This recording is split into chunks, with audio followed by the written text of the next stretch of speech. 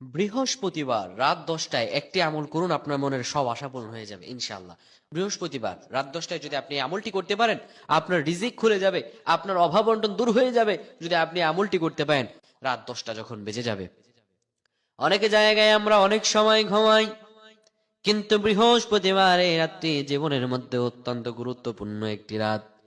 বৃহস্পতিবার রাত 10টা যখন হয়ে যাবে, আপনি তখন, আপনি যদি শুয়ে থাকেন, আপনি চলে যাবেন ওযুখানা, ওযু বানায় নেবেন। অযু বানায় নি আপনি আপনার রুমে চলে আসবেন বা আপনার আপনার কক্ষে চলে আসবেন। আপনি জায়নামাজ বিছিয়ে নেবেন, 2 রাকাত নফল নামাজের নিয়ত করবেন।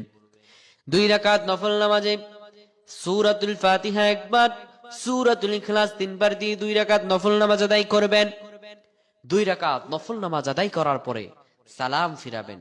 সালাম ফিরে 100 বার পড়বেন, আস্তাগফিরুল্লাহাল্লাযী লা ইলাহা ইল্লা হুয়াল হাইয়ুল কাইয়্যুম ওয়া আতুবু ইলাইহি লা হাওলা ওয়ালা কুওয়াতা ইল্লা বিল্লাহ।